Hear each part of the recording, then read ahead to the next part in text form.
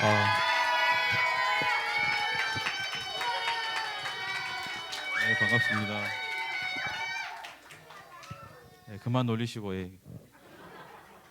여기, 여기 서보기는 처음인데, 예? 저도 제 일이 있으니까요. 예, 예. 예. 그러신가요? 한번 내려오셔도 될 텐데. 바쁜 저를 굳이 여기까지 네, 왔습니다. 예, 제가 강주로 간다고 하니까 성도님들이 다들 걱정하시고, 이, 이 시국에 왜 가야 되냐고, 마스크 절대 벗지 말라고 하시더라고요. 그래서 그 교회는 그 하나님께서 역병으로 치셔가지고 괜찮다고 제가 이야기는 하고 왔는데 마스크는 끝까지 벗지 않겠습니다. 네?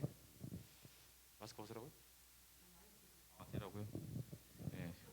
저는 핀 마이크를 쓰다가 이렇게 들면 어색하고 그렇습니다. 그리고 목사님 좀 뵙겠습니다. 인사성은 좋습니다. 제가. 오늘 저희 교회에서 예배 마치고 부지런히 올라오는데 카메라를 잘 통과하다가 좀 밟고 왔습니다. 좀 늦어서. 근데 마지막 하나를 제가 깜빡하고 놓쳐가지고 거기를 한 150 넘어서 지나간 것 같은데 그 고민하면서 여기 다 이제 도착했습니다. 목사님이 50분까지 와야 된다고 해가지고 제가 한 35분쯤에 출발해서 부랴부랴 와서 여기 한 25분쯤에 도착을 했습니다.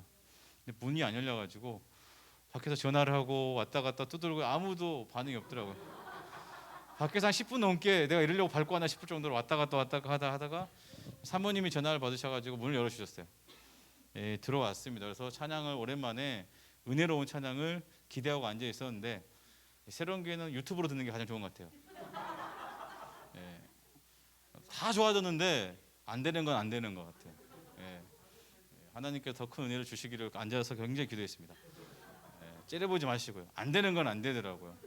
음향이 너무 좋으니까 아이들의 그 틀린 게 다 들리는 거예요. 그래서 아이고야 이거 어떡하냐 하면서 저는 앉아 있었는데 유튜브 상으로는 잘 모릅니다.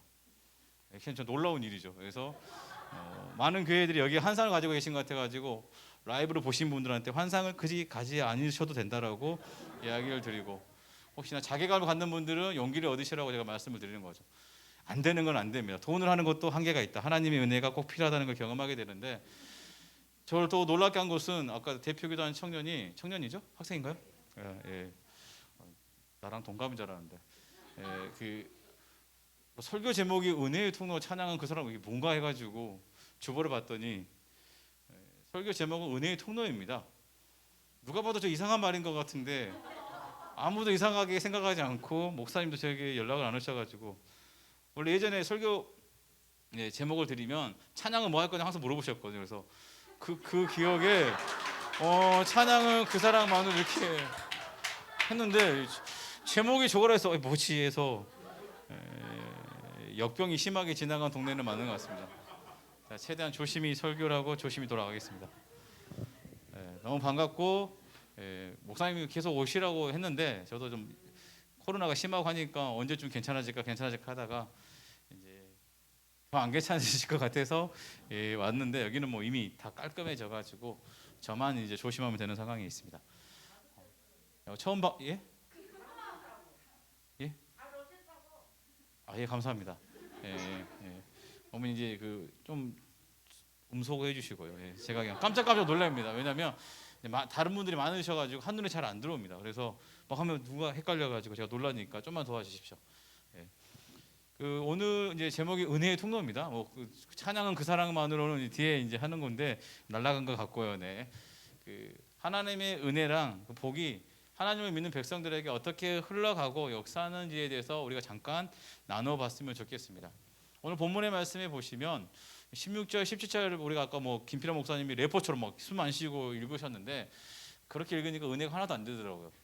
정말로 그 생명을 걸고 하는 고백인데 그렇게 읽어야 됐을까 하는 생각은 잠깐 들었지만 대부분의 우리가 이제 그 말씀이 너무 은혜롭잖아요. 그러다 보니까 루시라고 하는 그 인물의 모든 초점이 맞춰지게 되는 거죠. 마찬가지로 아까 제가 찬양팀을 살짝 디스했지만 은혜롭죠. 그리고 그 꼬맹이 같았던 아이들이 이렇게 커가지고 막 찬양도 하고 하는 모습이 너무 귀하죠. 그런데 거기에만 초점을 맞추면 하나님께서 어떻게 하셨는가를 우리가 놓치게 되고 그 사람을 추앙하게 되는 상황들이 생기게 되는 거죠. 우리 루시라고 하는 사람을 보면 굉장히 과대평가는 아닙니다. 귀한 사람은 분명히 맞지만 이 고백이 정말 놀랍습니다. 유대인이어도 놀라운데 모압 여인을 통해서 그런 고백이 나왔습니다. 그렇다면 한번 질문을 드리겠습니다. 그런 며느리가 집에 계십니까 혹시? 눈에 한이 가득하신데. 시어머니들 안 계십니까? 예, 그렇습니까? 그러면 루카 같은 거 아내와 살고 계십니까?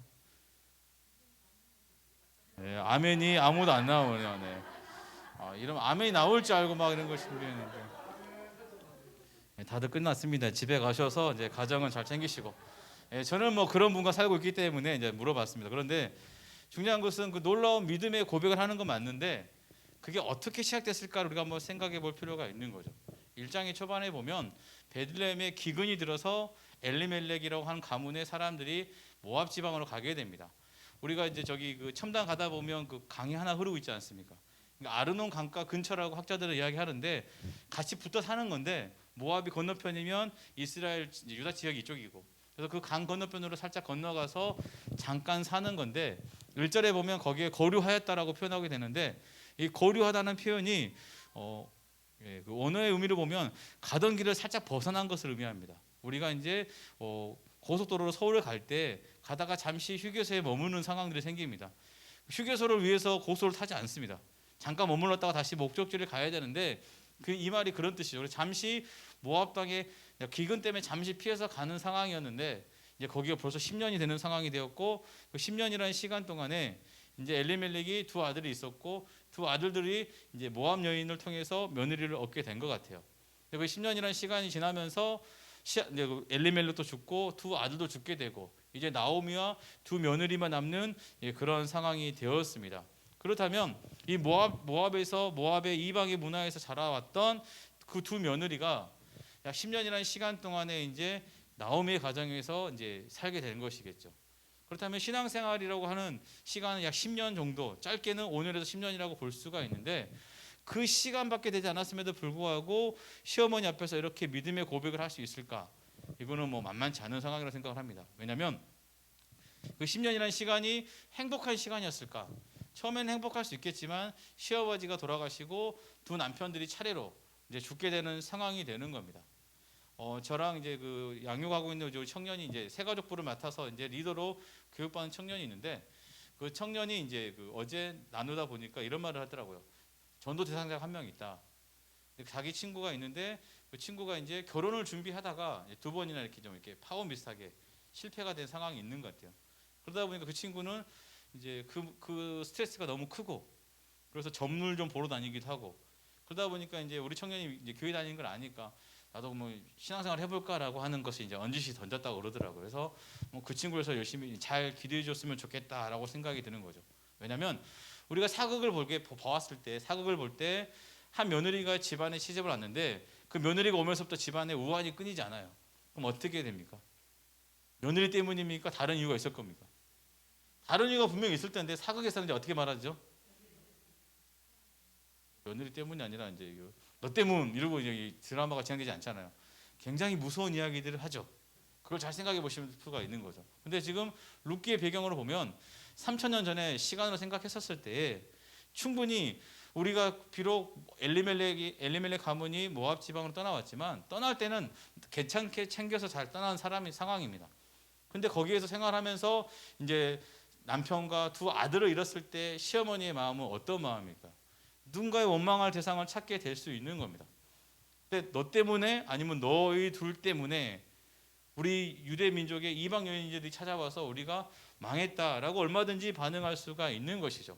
그런데 오늘 본문의 말씀을 보면 하나님께서 자기 백성들을 이제 돌보아 주셔서 베들레헴의 풍령이 다시 들었다는 소식을 듣고 이제 너무 공궁에 있는 나오미와 두 며느리가 이제 나오미가 결정을 내린 거죠. 다시 우리가 고향으로 돌아가자. 돌아가는데 중요한 것은 며느리들에게는 너희는 이곳이 너희 고향이니까 여기에 남아 있으라고 이야기를 하는 겁니다. 이때 며느리들의 반응을 살펴보면 우리 10절 같이 한번 읽겠습니다. 10절입니다. 10절입니다. 시작. 아니니다 우리는 어머니와 함께 어머니의 백성에게로 돌아가겠나이다 하는지라. 아멘. 지금 우리는 룻에만 항상 그 포커스가 있었지만 오르바도 괜찮은 며느리였던 것 같아요. 왜냐하면 우리가 유명한 노래가 있습니다. 님이라는 글자에 역시 아직 성화의 길이 멉니다. 저는 몰라요. 이렇게 갸우뚱해야 되는데 막 기다렸다는 듯이 나오시니까 감사하면서도 아직 멀었구나 하는 생각에 안심이 듭니다. 우리 이래교는 여기 있는데 새로운 교회 예마본 교회만 너무 멀리 가고 있지 않나 생각했는데 참 다행이다. 여전히 그 세상과 벗삼아 있구나 싶어서 안심입니다. 근데 마찬가지죠. 시어머니와 며느리는 정말 피 한 방울 섞이지 않는 그런 사이입니다. 그렇기 때문에 이 두 남편들이 죽었고 시어머니가 너희들이 고향이니까 여기 있어라. 너희들 가봤자 힘들고 고생일 텐데 여기서 새롭게 시작할 것을 요구합니다. 이랬을 때 룻과 오르바는 그렇게 하지 않겠다라고 이야기하잖아요. 그럼 이 믿음이 특심해서 아니면 이 두 며느리가 정말로 좋은 며느리여서도 그럴 수 있을 것 같아요. 그런데 우리가 8절 9절을 다시 한번 읽겠습니다. 8절 9절입니다. 8절 읽겠습니다.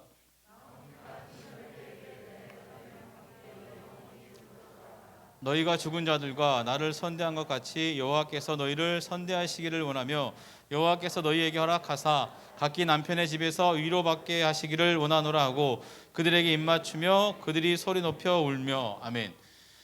어머니가 보내줄 때 그냥 보내는 것도 아니고 너희들 꼴을 보고 싶다 이게 아니에요.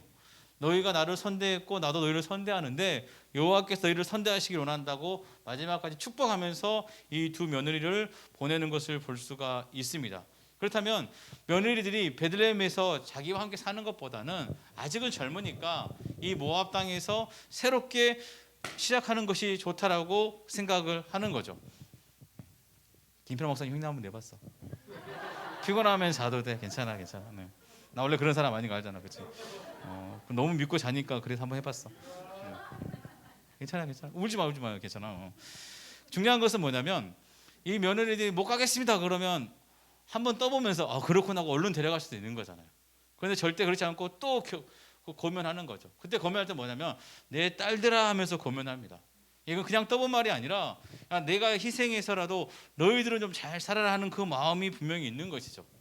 저의 짧은 판단일 수 있겠지만 저도 이제 결혼 생활하고 이제 아내와 어머니의 갈등은 없지만 갈등 같은 모습이 보일 때도 있고 중간에서 제가 처신해야 되는 생각들도 종종 생길 수가 있는데 두 남편들이 다 떠나버린 이 상황, 그 당시에 여성들만 있었다고 생각하면 어떻습니까? 이것은 답이 없는 상황이거든요. 정말로 그냥 인생 막장 같은 그런 상황 속에 처해 있는데 여기서 너희는 도망갈 수 있는 마지막 기회를 어머니가 주신 거죠. 그런데 그것을 거부하고 같이 따라가겠다. 짧게는 5년에서 길게는 10년의 시간일 수 있지만 나오미가 이 룻과 오르바 두 며느리에게 보여준 정말로 귀한 사랑이 있었고 복된 신앙의 모습이 있었다라고 저는 생각을 합니다. 그렇기 때문에 이런 믿음의 고백이 나오는 거지 뜬금없이 그런 놀라운 고백을 하기가 쉽지 않은 거죠. 근데 중요한 것은 이제 우여곡절 끝에 이제 룻기 전체를 한번 살펴보면 나오미와 룻만 이제 돌아오게 됩니다. 오르바를 우리가 뭐 배신자 이렇게 생각할 필요가 없는 거죠. 오르바는 어머니가 권하니까 이제 할 수 없이 따라 나온 상황이라 생각하시면 되고 그러면 이제 룻과 나오미가 이 베들레헴에 돌아왔는데 그들을 돌봐주는 이가 거의 없는 상황이죠. 그래서 이제 2장에 보면 룻이 이제 어머니 이렇게 해서는 안 되겠으니까 제가 뭐라도 하겠습니다 하고 하는 것이 이삭을 줍는 상황이고 이삭을 주우러 가는데 이제 우연히 보아스의 밭에 이르게 돼서 보아스를 만나게 되고 당시에 모압 여인입니다. 룻기를 집에 가서 한번 읽어보시면 아시겠지만 룻이라는 이름 앞에 항상 모압 여인이 강조가 됩니다. 룻이 본인이 스스로 말할 때는 자신이 모압 여인을 하지 않으니까 붙지 않지만 누군가 지칭될 때는 항상 모압 여인으로서 설명이 되죠. 한마디로 유대인과 모압 여인은 다릅니다. 우리가 아시아 모압 지파가 아니죠. 모압이라고 하는 민족은 총회에도 들어올 수 없도록 하나님께서 못 박은 사람들이기 때문에 유대인들과는 꺼리낌이 있는 사이라고도 볼 수가 있습니다. 이런데 이런 그들 사이에서 이제 이삭을 주울 때 눈총이나 차별이 분명히 있을 수 있죠. 그럼에도 불구하고 거기서 일을 하게 됩니다. 그런데 이제 보아스가 오게 되고 보아스는 오히려 그 룻을 굉장히 따뜻하게 대해주죠. 룻이 묻습니다. 나는 모압 여인인데 왜 나를 선대하십니까? 라고 하는데 우리 2장 12절 한번 읽어보겠습니다. 2장 12절입니다. 안 띄워줄 거예요. 성경 없으신가요? 시스템이 좋아가지고 다들 알겠습니다. 제가 읽어드리겠습니다. 이스라엘 하는 여호와께서 그의 날개 아래 보호를 받으러 온 내게 온전한 상 주시기를 원하노라 하는지라. 아멘. 굉장히 복된 이야기가 나옵니다. 한마디로 다른 사람들은 모함 여인이고 이방인이고 그냥 우리가 신경 쓰지 않아도 되는데, 보아스 그 밭에서 일하는 그 직원의 입장에서는, 일하는 사원의 입장에서는 우리 주인이 어떤 분인지를 알기 때문에 그냥 죽긴 하지만 따뜻하게 대하지는 않았던 것 같아요. 그런데 이제 보아스는 굉장히 자기 민족처럼 대해주는 것 때문에 룻이 감동하는 장면이죠. 그때 뭐라고 말하냐면, 너는 모함 여인도 이러는 것 때문에 구별되는 것이 아니라 어떤 처지든지 상관없이 여호와 하나님의 날개 아래 들어온 이상 뭐가 된다는 거죠? 하나님이 너를 책임지실 거야 라고 위로해 주는 거죠. 그 말인즉슨 하나님의 날개 그늘 아래 들어온 이상 나는 유대인이고 하나님의 백성이기 때문에 뭐 한다는 거죠?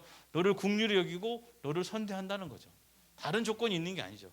네가 얼굴이 예쁘거나 젊구나 이게 아니라는 겁니다. 이런 마음으로 이제 보아스가 룻을 대하는 장면이 있고, 룻이 여기서 내가 이 일로 통해서 용기를 얻었다, 힘을 얻었습니다 라고. 괴롭히지 마. 괜찮아. 내가 너 첼로 이쁘게 보는데 괜찮아. 스타 보는 느낌이야. 지금 유튜브에서 맨날 보다가 지금 와서 괜찮아. 그래서 중요한 것은 이제 풍성한 복까지 받으라고 축복을 받고 이제 돌아오죠. 그래서 우리 룻기를 읽다 보면 룻기 안에 베들레헴에는 정말 좋은 사람들이 많구나 하는 생각이 들 수가 있습니다. 근데 룻기의 배경은 사사 시대입니다. 그러니까 우리가 사사 시대이기 때문에 룻기 1장 앞에 넘기면 뭐가 나옵니까? 사사기가 나옵니다. 사사기가 나오는데 사사기를 읽었을 때의 느낌과 룻기를 읽었을 때 느낌이 사뭇 달라요. 사사기는 뭔가 막 사람이 막 많이 죽어 나가고 난리가 나는 상황이고, 심지어 이제 사사기 18장부터 이어지는 베냐민 지파의 큰 전쟁이 있는 내전이 있는데, 내전이 촉발되는 그 시발점이 어디냐면 베들레헴이라고 하는 이 공간입니다. 베들레헴과 예루살렘 이 근역에 있는 사람들이 서로 으르렁거리면서 전쟁이 시작되는 장면이거든요. 그렇다면 베들레헴이라는 이곳은 오늘 룻기서에 나오는 것처럼 따뜻하고 서로를 위해주고 하는 그런 곳이 결코 아닙니다. 사사기에 유명한 문구가 있습니다. 그때 뭐가 없다고요? 왕이 없으므로 사람들이 자기 소견에 옳은대로 행하였다고 이야기가 나오고 있습니다. 근데 정말로 이스라엘에 왕이 없습니까? 이스라엘 왕은 누구시죠? 하나님이시죠. 모세를 통해서 십계명을 주시면서 이미 하나님과 계약한 관계입니다. 그럼에도 불구하고 이스라엘 백성들은 우리가 잘 아시다시피 광야에서 불기둥과 구름기둥이 있었음에도 불구하고 뭐가 더 커 보였습니까? 여리고성에서 보고를 듣고 여리고성 사람들이 더 커 보이는 거죠. 우리 아무리 사람이 무섭고 사람이 아무리 힘이 세고 능력이 넘친다 한들 구름기둥과 불기둥이 아침마다 여러분 앞에 왔다 갔다 하면 어떤 게 놀라운 일입니까? 우리는 한 번도 본 적이 없으니까 그게 놀랍죠. 근데 이스라엘에서 눈 뜨면 구름이 있구나, 잘려 그러면 불기둥이 있구나 싶으니까 뻔한 거죠. 기적과 이적이 늘 뻔하게 있다 보니까 오히려 하나님의 능력보다 새롭게 보이는 사람들이 더 커 보이는 그런 오류에 그들이 빠지게 되는 겁니다. 오늘 본문의 말씀도 잘 생각해 보시면 사사기 시대인데 왜 사사기와 베들레헴에 있는 룻기의 모습이 다를까? 그건 딱 하나밖에 없는 것 같습니다. 그러니까 룻기에 보면 하나님이란 이름이 크게 많이 등장하지 않고, 우리가 잘 알다시피 뭐 그냥 바다가 갈라지고 하늘에 불이 떨어지고 이런 역사는 룻기에 나와 있지 않습니다. 그럼에도 불구하고 하나님의 일하심이 점점 선명해 보이는 건 뭐냐면, 룻기에 등장하는 인물들이 뭘 위해서 일하고 있습니까? 하나님의 헤세드, 하나님의 자비하심과 긍휼하심을 그들 삶에서 하나씩 하나씩 보여주고 있는 거죠. 한마디로 하나님의 백성들이 하나님의 헤세드를 자신의 삶에서 온전히 드리면서 살았기 때문에 피 한 방울 섞이지 않는 그 며느리가 어머니를 하나님처럼 여기고 하나님이 나의 하나님이 되는 고백을 하게 되는 것이죠. 보아스도 마찬가지입니다. 이방 여인에 불과한 룻을 자기의 딸이라고 여기면서 그를 선대하고 축복하는 것이 분명히 볼 수가 있죠. 하나님의 일하심은 보이지 않고 사람만 보이는 것 같은데 그 바탕에 뭐가 있습니까? 하나님의 은혜를 입은 자들의 고백의 삶이 있는 거죠. 그래서 룻기를 보면 조금씩 선명하게 무엇이 드러나냐? 하나님께서 정말 일하고 계시구나라는 게 드러나게 되는 것입니다. 그런데 룻기를 보시면 유일하게 하나님의 헤세드를 드러내지 못한 사람이 한 명이 등장하게 되는데 4장 1절에 등장하는 인물입니다. 우리 4장 1절만 한번 띄워주시기 바랍니다.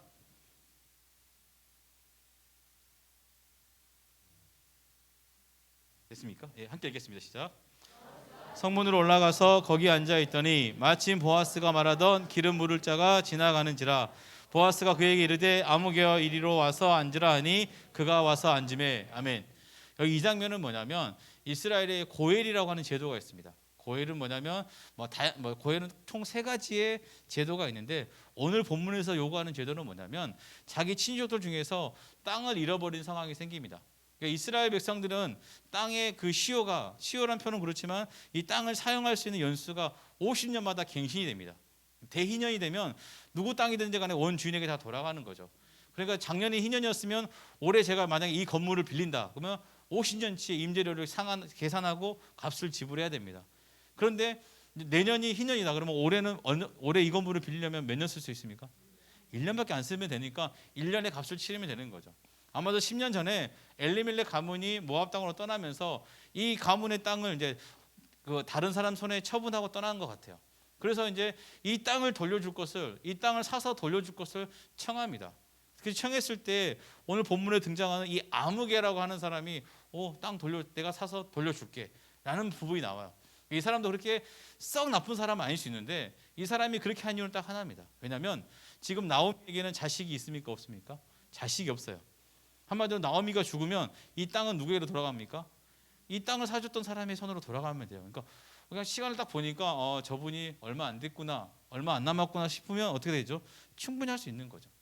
그런데 이때 보아스가 또 하나의 조건을 내거는 게 뭐냐면 그러면 당신이 땅을 사줬으면 또 하나의 고엘, 그 집안의 가문이 유지될 수 있도록 이제 그 룻과 결혼해서 아들을 낳아서 나오미에게 입적을 시켜주는 거죠. 그러면 나오미의 아들이 되어서 이 가문이 끊어지지 않냐고 이어지게 해야 된다는 겁니다. 그렇을 때 이 아무개가 그것까지 내가 하지 못하겠다라고 거부합니다. 그 이유는 딱 하나죠.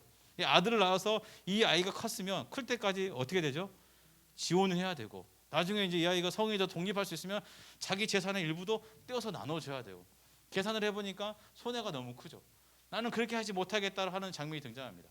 그래서 보아스가 그러면 내가 감당하겠다 하면서 이제 이 고엘, 어떻게 보면 사사기 시대에 하나님의 율법이 전혀 지켜지지 않은 그 시대에 이 고엘이 이제 빛을 발하는 장면이 진행이 되는 거죠.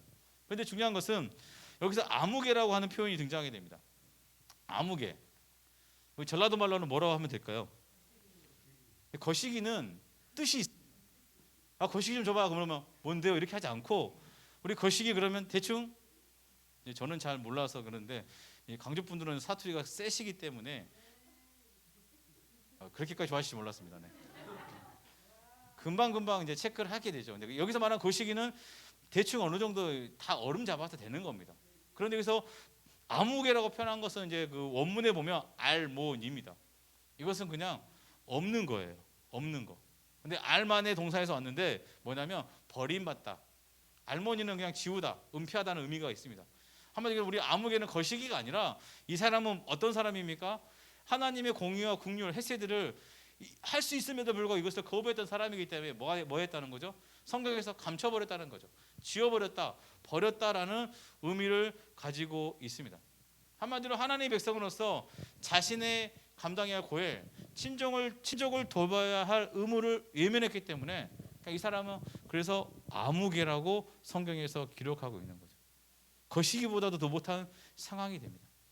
이 사람은 이제 일명 신벗기운 자가 되는데 나는 못하겠다 하면서 신을 벗어서 주면 이게 하나의 징표가 되고 거기 있는 사람들이 증인이 되는 거죠. 이 사람은 자기는 신을 벗어서 줬다고 생각했지만 그걸 내 재산 지켰다라고 생각했지만 알고 봤더니 뭐가 되는 거죠? 하나님의 복을 차버린 사람이 되는 겁니다.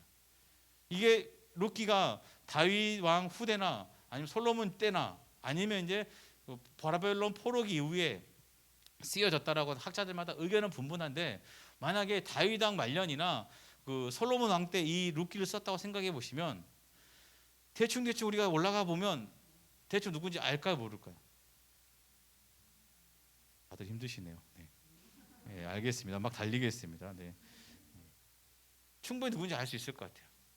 만약에 알고 봤더니 우리 중조부 할아버지가 아무개였네. 그럼 어떤 생각이 드십니까? 김예빈 씨. 김예빈 아닌가요? 죄송합니다. 예. 지원이 죄송합니다. 제가 사람들 잘 얼굴 잘 몰라서. 예. 한번 순간 다 지워졌네요. 네. 그래 너 할아버지가 아무개야. 어때 기분이? 어. 할아버지가 신발만 안 벗었으면 네가 다윗이 된다고. 아 다윗이 누군지 모르지. 먹는 거 아닌데. 네, 속상합니다. 네. 그러니까 룻기를 우리가 이제 보면서 느끼는 것 중 하나가 뭐냐면 저는 그걸 최근에 경험한 것은 뭐냐면 그냥 모든 것을 상실한 그 인생에서도 하나님이 했어야 되는 드러낼 수 있다는 겁니다. 어떤 조건이나 능력이 있어야지 하나님이 일할 수 있는 그 기반으로 시작하는 게 아니라 그거 없이도 하나님의 크심을 믿는 사람의 삶에서는 놀라운 은혜가 이루어지는 거죠. 나 하나 건사하기 팍팍한 나오미 인생인데도 불구하고 나오미는 하나님의 은혜를 더 긍휼히 믿었기 때문에 하나님의 헤세드를 드러나는 통로가 된 줄로 기억하시기 바랍니다. 그런데 아무개는 다 가진 사람 같아요. 보아스보다도 더 넉넉한 사람인 것 같아요. 그럼에도 불구하고 그는 뭐죠? 하나님의 크심보다 당장 내 것이 크게 보이니까 오히려 그 하나님의 은혜와 복이 자기 앞에까지 왔음에도 불구하고 스스로 걷어차버린 사람입니다. 그동안 룻기를 저도 마찬가지로 읽다 보면 좋은 며느리 때문에 하나님이 복을 주셨고 그 복이 보아스처럼 백마를 왕자처럼 우리가 여기게 되는데 우리가 진짜 잊지 말아야 될 진짜 복은 뭐냐면 1장 6절에 이미 시작되어 있습니다. 우리 1장 6절 한번 같이 봉독하겠습니다. 1장 6절입니다. 함께 읽겠습니다.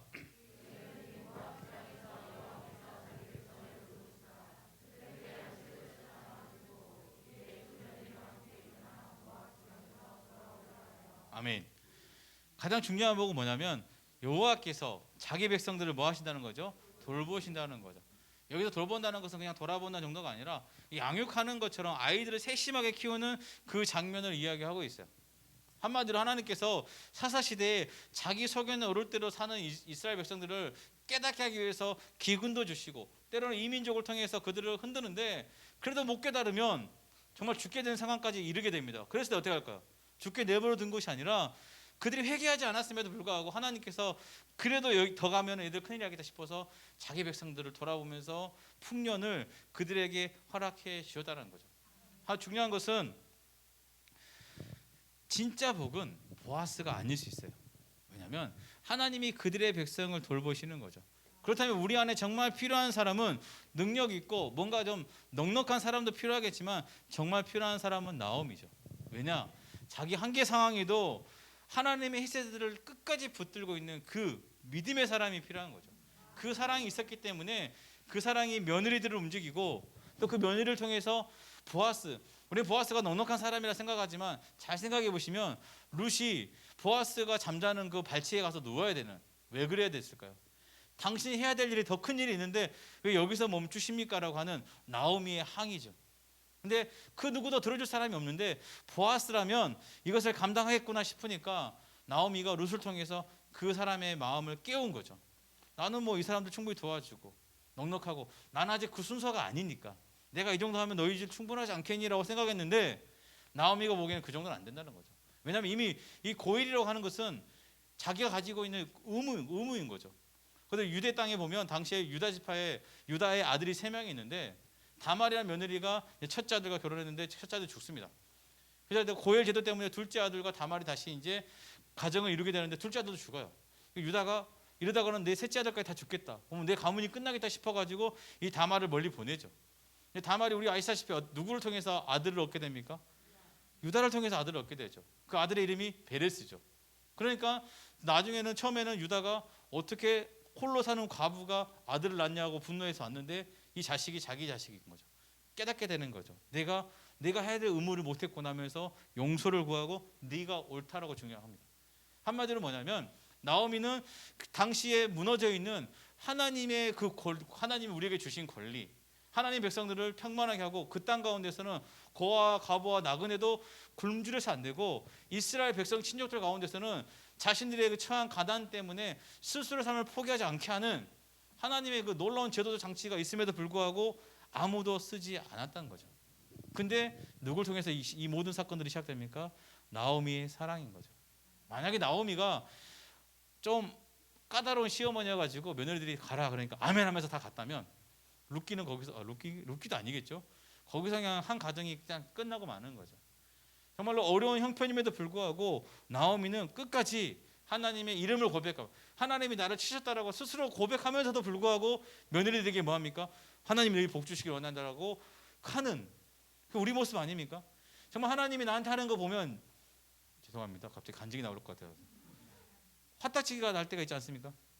그럼에도 불구하고 우리가 또 하나님의 크심을 믿기 때문에 하나님의 백성처럼 살아야 될 때가 분명히 존재하는 거죠. 그 마음을 통해서 하나님은 일을 시작하신다고 저는 생각을 합니다. 저는 이제 새로운 교회 성도님들은 많이 이제 발표했었고 이제 제가 코로나 터지면서 이제 믿음이 약해서 여기를 출입하지 않다 보니까 이제 저도 이제 순천에서 사역을 하다 보니까 그 이후에 오신 분들은 저는 잘 이제 모릅니다. 그렇지만 이제 전통 있게 지키신 분들은 알죠. 그리고 이제 우리 목사님은 제가 이제 이야기를 많이 들었습니다. 정말 결코 쉽지 않은 결정을 하신 거죠. 저희 교회도 14년 전에 이제 두 교회가 하나로 이제 합쳐졌던 그 교회입니다. 근데 생각같이 쉽지가 않더라고요.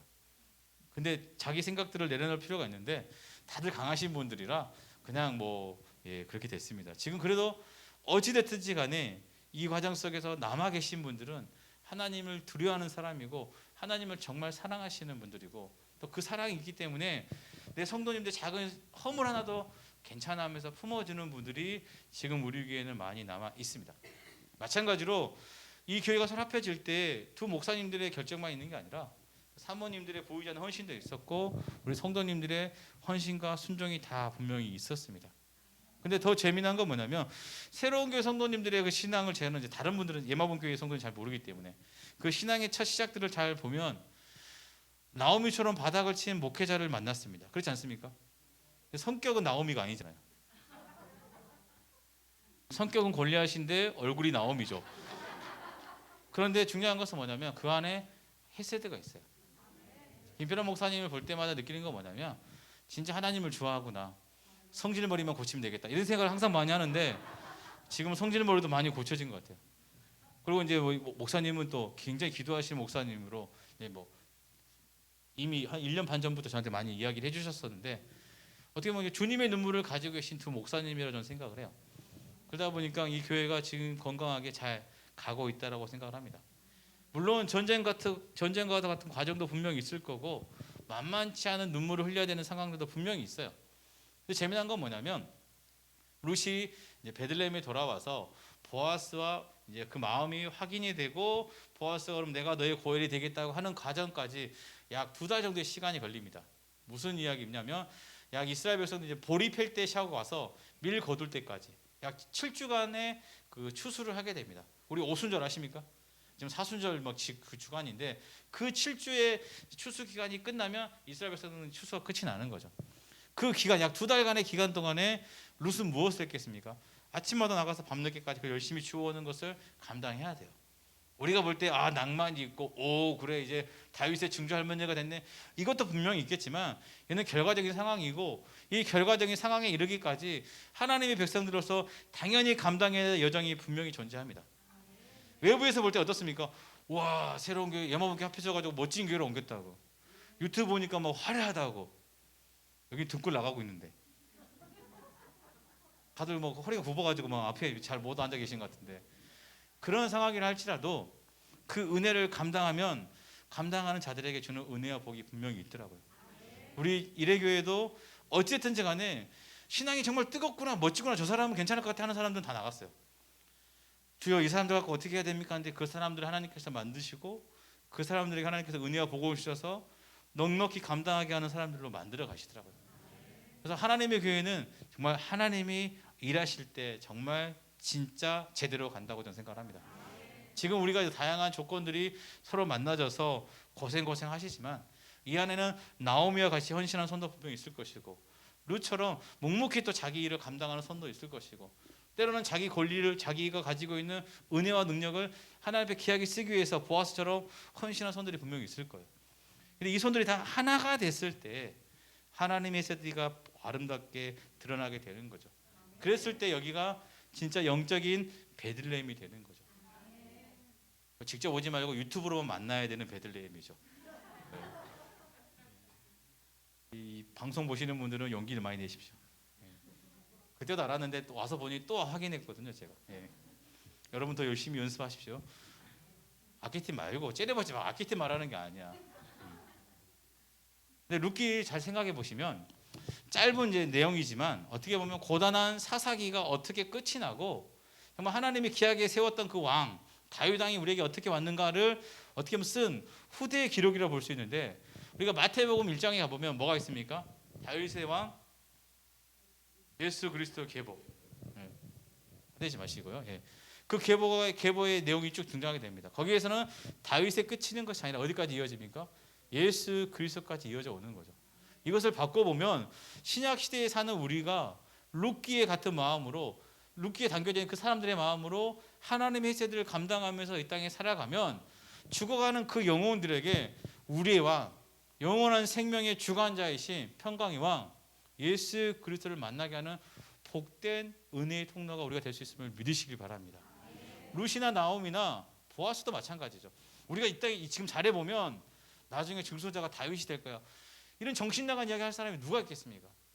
아무도 없습니다. 우리가 잘만 버티면 우리를 통해서 예수 그리스도까지 이어진대 라는 것은 말이 안 되는 이야기죠. 근데 중요한 것은 뭡니까? 나오미의 헤세드나 룻의 헤세드나 보아스의 헤세드가 그 지나간 자리를 누가 압니까? 후대의 사람들은 알죠. 그게 중요한 거죠. 우리는 내가 지나가면서 확인하길 원하지만 하나님 일하시면 그게 아닌 것 같아요. 지나간 자리에 뿌려진 그 눈물의 씨앗들이 열매가 되는 경험을 해보고 싶지만 안타깝게도 다음 사람들이 값없이 따먹는 경우들이 굉장히 많이 있죠. 그걸 결코 배 아파하지 마시기 바랍니다. 왜냐하면 내가 지나간 그 올바르고 은혜로운 자리를 통해서 누가 역사하신 거죠? 하나님 일하시는 거죠. 그런데 우리는 뭐죠? 내가 투자했나 착각하는 거죠. 그게 절대 아닙니다. 그렇기 때문에 때로는 두렵고 힘들고 답답하게 여겨질 수 있는데 1장 6절의 말씀처럼 하나님은 그의 백성들을 결코 놓지 아니하시고 늘 돌아보시는 아버지 하나님이심을 기억하시기 바랍니다. 그래서 오늘 새로운 예마봉교회 성도님들이 같이 고백할 건 뭐냐면 지금까지 지나온 인생의 삶을 보면 누가 역사하셨습니까? 하나님 일하셨잖아요. 그렇다면 이걸 성경에서는 에베네셀이라고 이야기합니다. 지금까지 나를 지키고 인도하신 하나님. 그래서 앞으로 우리가 소망할 건 뭐죠? 여호와 이레의 하나님이시죠. 그분이 이미 예비하고 그 믿음의 걸음에 갈 때까지 그 걸음에 이를 때까지 우리를 끝까지 붙들고 인도하시는 하나님이심을 믿으시기 바랍니다. 아무개로 끝낼 수가 없는 거잖아요. 그렇지 않습니까? 아무개보다 나오미는 훨씬 더 초라한 인생일 수 있어요. 그렇지만 하나님은 그 인생을 통해서 놀라운 이스라엘의 왕가의 가문을 세운 줄로 믿으시길 바랍니다. 그렇기 때문에 두려워할 것도 없고 나의 부족함 때문에 스스로 자책할 것도 없습니다. 하나님께서 그 백성들을 돌아보시는 하나님이시죠. 지금처럼 최선을 다해서 이 두 분 목사님을 힘내고 이시로 해서 멋지게 걸어가십시오. 우리 성도님들이 아는 것보다 성도들이 경험하는 것보다 이 목회자들 사이에서 지금 이 교회가 주고 있는 울림이나 이 교회가 주고 있는 파급력은 더 훨씬 큽니다. 그래서 김병 목사님이 이럴 때부터 오라고 하셨는데 배가 아파서 못 왔습니다. 배가 아파서. 근데 이제 오늘 큰 은혜와 위로를 받고 돌아갑니다. 돈으로 못하는 거 우리는 할 수 있구나 하는 마음에 궁금하시면 우리 교회 오셔도 됩니다. 이거였구나, 돈으로 안 되는 건 이거구나 할 겁니다. 근데 하나님께서 더 은혜롭게 감당하고 이 현장 가운데 주는 은혜는 늘 있는 것 같아요. 그래서 그렇지만 아까 찬양할 때 막 이거 하는 건 안 했으면 좋겠어요. 놀리는 줄 알았어요. 앞에 있는 사람들은. 제가 우리가 은혜롭게 이 믿음의 길을 같이 걸으면 좋겠습니다. 항상 순천에서 응원하겠습니다. 그리고 항상 마지막에 딱 두 줄입니다. 이래교회도 함께 이거 긴 거 아닙니다. 돈 드는 것도 아니고 성도님들 기도하실 때 순천에 있던 그 기도 교회도 한번 기억해 주십시오. 이거 다 해주시면 제가 늘 이 교회를 위해 새벽마다 기도하고 있는데 같이 기도하는 교회가 됐으면 좋겠습니다. 기도하겠습니다. 사랑이 많으신 아버지 하나님 감사함을 드립니다. 주님께서 세우셨던 예마봉 교회와 또 뒤늦게 세웠던 새로운 교회 두 목회자들의 기도와 눈물과 그 마음의 소원을 주님께서 감당하시고 이곳에 아름답게 하나의 교회를 세워주심에 감사함을 드립니다.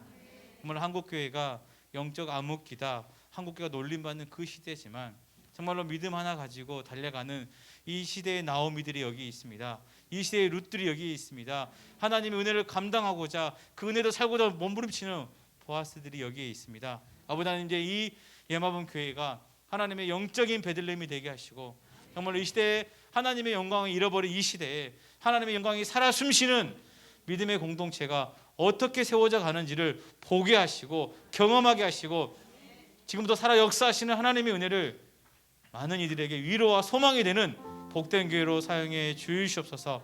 한 가지 더 바라옵기는 이제 우리 예마분 교회 목사님과 우리 김필환 목사님 두 분의 건강도 지켜주시고 정말로 이 일을 감당하기 위해서 아직 가야 할 길이 멉니다.